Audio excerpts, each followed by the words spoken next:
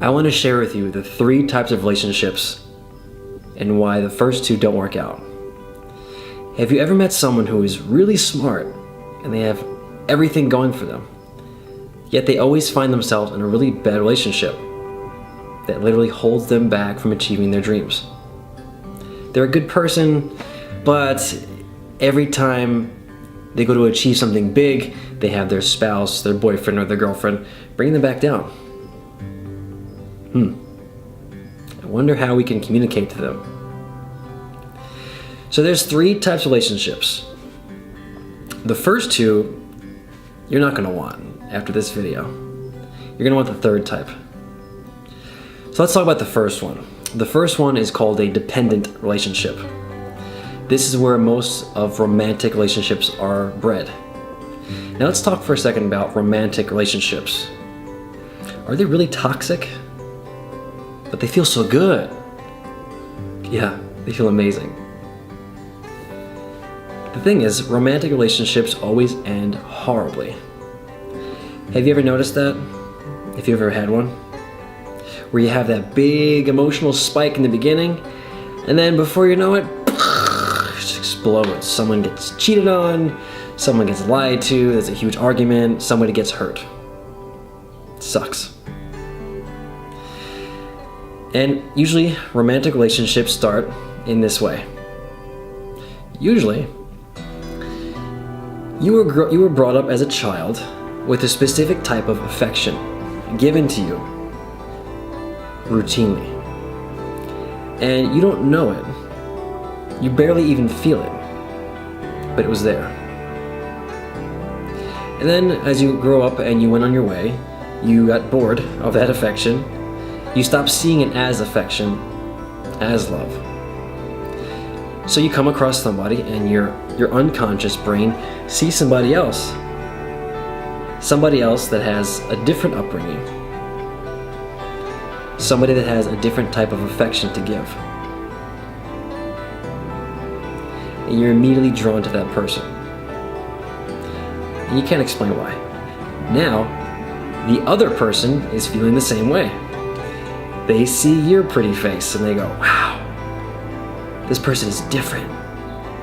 This person has something that I want. Yeah, it is. They have a specific type of affection that you were never given.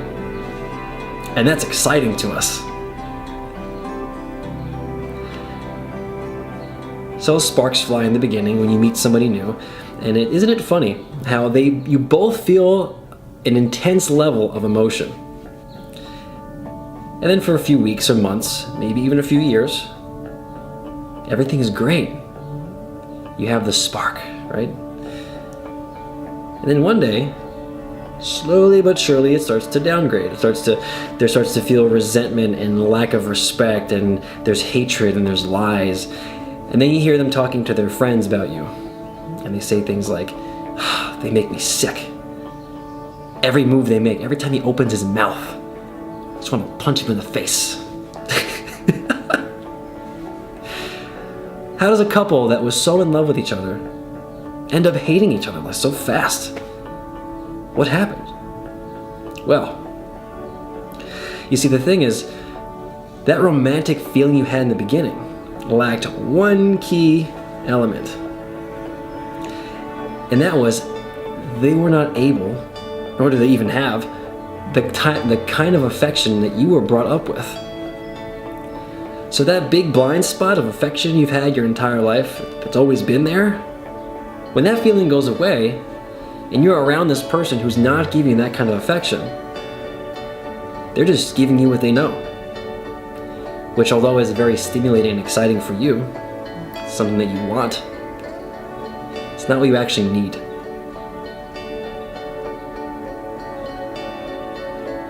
So how do you give yourself that affection?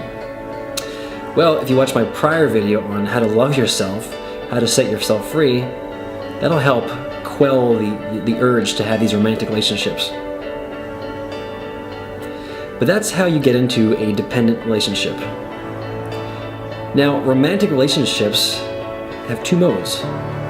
There's the dependent relationship, and then there's the 50-50 relationship, which is the next type of relationship. Now 50-50 is what every good old American wants. There's where you want the husband, you want the man to have the good paying job and to have his whole life together.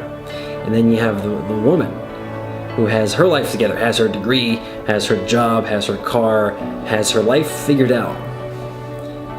And they want to find somebody who's equal, where you can keep your bank accounts separate, or where you can combine them and really make yourself rich. The problem with that one is that it's conditional. Very conditional, just like the dependent relationship. It's a little more functional than the dependent relationship, but it leaves itself wide open for repression, for stagnation, for lack of change and excitement. And there's still room for that, oh, he makes me so sick. Oh, I just want to punch him in the face. There's still room for that. And that's the majority of the country. It's the majority of America. Everybody wants to have that. But no one realizes there's a third type of relationship. And this is the one that everybody secretly wants, but has no idea how to word it. And this is called an intimate communion relationship. Now, before I tell you about this, I want to let you know, I did not come up with these 3 levels of relationships. This was from David Deida in a book called Intimate Communion. And I found in my life, and in the lives of my clients, this is the one. This is the relationship that everyone really wants. It's the type of relationship where it doesn't matter what your profession is. It doesn't matter if you have your life together or not. All that it requires are 2 people.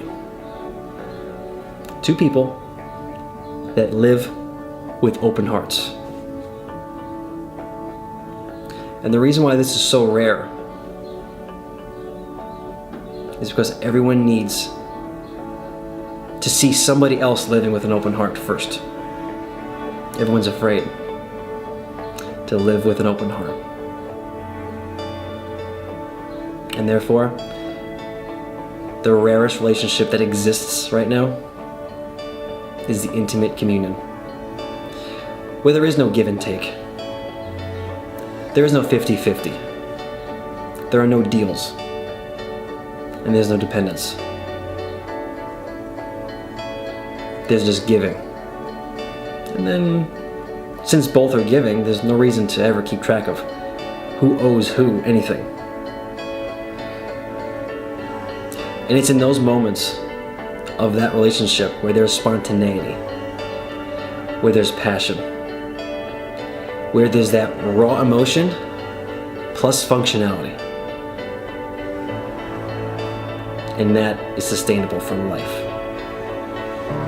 But in order to get to that point, you have to give up the urge to go after what seems tempting. You have to give up the urge to not love yourself.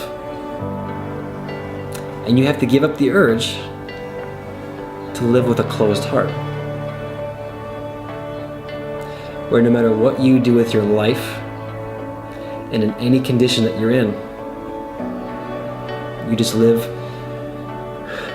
accepting it, not beating yourself up over it. You can be an alcoholic and a drug addict and still live with an open heart. You can be married, have $1 million in the bank account, your kids are in college. Great. But are you living with an open heart? If you were to die today, in any moment, did you die with an open heart? And if not, is there any other way to die honorably? The answer is no. So I encourage you, live with an open heart now. And don't wait for somebody else to show you how it's done. If you want that level 3 relationship in your life, there are no techniques. There's no charisma. There's no flawless behavior. There's no having your life together. It's you and now and your heart. And it's terrifying. But it's the only way to live. Anytime you've ever shut down in your life, it was weakness. It was learned behavior. If you live with an open heart, that is the only way you will find somebody who can love you unconditionally. And that takes real strength. That is the only form of strength that you're going to need to find the love of your life. And if you found this video helpful, please share this with someone you really care about.